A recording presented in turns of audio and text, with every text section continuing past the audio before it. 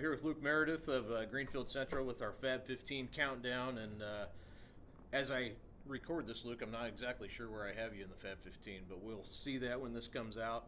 Obviously, it was a very good year last year for you guys, and needless to say, high expectations once again. And I guess we can start with this. And as we record this, we don't know where Braylon Mullins has committed yet, but definitely a lot of, I would say, expectations for him this year, coming off what he did last year. As his coach for the last 3 years, what are your expectations for him? A lot. Like, the hard part about Braylon is I'm asking him to be the best player on the floor every time he steps on the floor. So he does so much for our team offensively and defensively, getting others involved, hitting shots, playing the top of our zone. In my opinion, he's the best basketball player in the state, and I'd be hard pressed to find somebody better than him in the country. He's just a great young man and a great player. And you've had him. I remember the first time I interviewed him, he was pretty quiet, and I knew you were trying to get more out of him from that standpoint. He seems to be handling all of this. How have you seen him handle all this attention and everything that comes with being a top 20 guy in the country now? Yep. No, I think that's been the hard part, but he's just so humble. Like I said, he comes from a great family, and he's such a great kid. If I was in his shoes and I was 18, it would be hard to remain humble when you have IU's staff and UConn staff and North Carolina, and you have offers from Duke and Kansas and you name it. But that's exactly who he is. He doesn't get into the hoopla. He doesn't get into what he sees on social media about him or what is read or said about him. He just shows up and does the work, and I think that's the best trait about him is just showing up, working hard, doing what he's supposed to do in and out of the classroom. So he's just a great young man, and he does it all. And you have also, you have a lot of other experience coming back. How does, before we get into them, how does maybe Braylon's role change from last year? How do you plan to use him this season? Similar to last year, I mean, we know that people are going to try to take him away, and the scouting report is going to be, you want to beat Greenfield, you got to beat Braylon. But what makes Braylon is his decision making, and that's hearing it from others and seeing what he did last year. Although he did average 25 points a game, if you trap him off a ball screen, he's going to be able to make the right play and find the open player, and he can pass and see over, and he's 6'5". But then also having complementary players with him, and we're going to keep 6 seniors, and those guys have played a lot of minutes. But Boston. Willard being our starting point guard returning, having Dallas Freeman as a big, having Cooper Robertson as a big, Brady Johnson, Tucker Brown, and then we got a new incomer, a move in from Southport, Mikey Johnson. And so those guys this summer and those guys this fall have played a pivotal role for what we're going to try to do this season. I think if people saw you guys play in the Charlie Hughes, they would kind of understand that you've got a team around Braylon that can be very competitive. You played some of the best teams in the state, really, in that tournament, or shootout, I guess, as it is. But did you feel like you had a good summer and playing that competition? What does that kind of do for you guys going into the season? No, it's really good for us. Playing in the PAC League, playing at Notre Dame, playing at IU, and then playing in the Charlie Hughes, which is the event of the summer, kind of prepares for strengths and weaknesses going into the season, and then gives us a ton of confidence. If we can play with the Ben Davises and the Lawrence Norris and the Cathedrals, which are the who's who in the state of Indiana, I just think it gives us a lot of confidence. And so moving forward into that, if you take a look at our schedule, we beefed up our schedule and playing in the Sneakers for Santa and playing in the Forum Classic and playing in the Hall of Fame, and then adding other teams like a Franklin Central or Lawrence Central to our schedule and a loaded conference already with New Pal and Mount Vernon and others.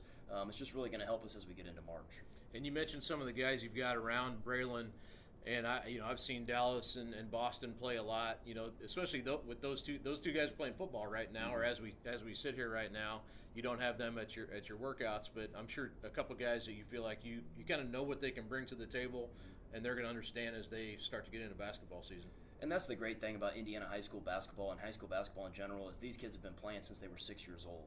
And so they know everything. They know what they're going to do before they do it. And so Boston and Brady Johnson and Braylon Mullins and Dallas Freeman. So those are the kids that have come up since I got this job 6 years ago, and they were in, 3rd or 4th grade. And so seeing them now and how much work and effort they put in, and hopefully this year will be a special year for them. And you added a piece. You mentioned Mikey Johnson, who you had him this summer, and I thought he really added a pretty good piece to your team. What do you expect out of Mikey this year for you? He's a great kid, and he's a complementary piece to those guys that we have. He's very athletic.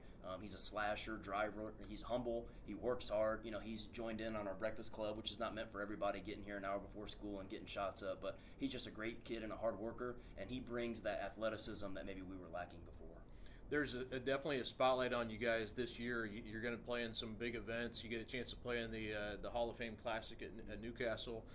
some showcase events also along the way. What is that? How much does that kind of have you looking forward to this? And I watched some of your workout. You're not taking it easy on that. I'm sure you want them to be ready for those big events. But how fun is that as a program to be involved in some of those showcase type events? No, it's exciting. Like I said, I wanted to be able to put Greenfield Central back on the map, and we have done that as a staff and these kids, and the compliment to kind of what they have done and a testament of what they've done. But to be able to play Jeffersonville, who's preseason 1 or 2, and to play Ben Davis and to play Lawrence North, it's a great compliment to what our program and how far we have come, and just being here 6 years, but also to be able to give Braylon an opportunity to be seen by everyone. And we know going in he has a potential to be an Indiana All-Star, potential to be a Mr. Basketball. So just being able to see in those events and our kids being able to play in those events, I certainly think that'll help us in March. And how much does that help? You're going to have like basically the sectional, other than New Pal, stays the same for you guys. And it's in Muncie this year, right? Yes. And I know that's kind of the big kind of the stumbling block you guys have had to get through. That's a very tough sectional, obviously. But do you feel like you're ready for that? And what's it going to take to get one here?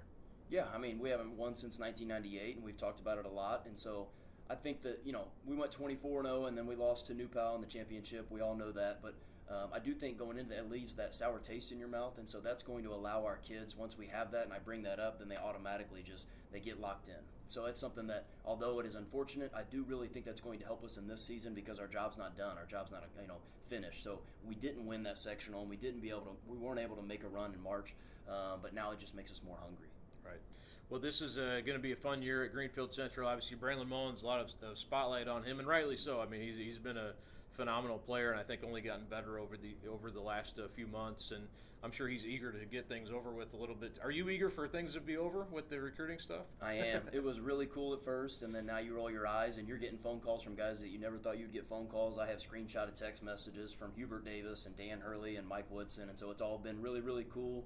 But at the same time, I want him to pick, and I want him to be happy. And we talked about the 3 that he has left: North Carolina, UConn, and Indiana. Like, those are all great situations, and so we're very blessed. And his hard work and what he's done to get to this point. It's just been awesome to just kind of sit aside and watch it all happen for him, and he deserves it all. Awesome. Well, thanks, Luke, and we'll see Greenfield Central down the road. Appreciate you coming on.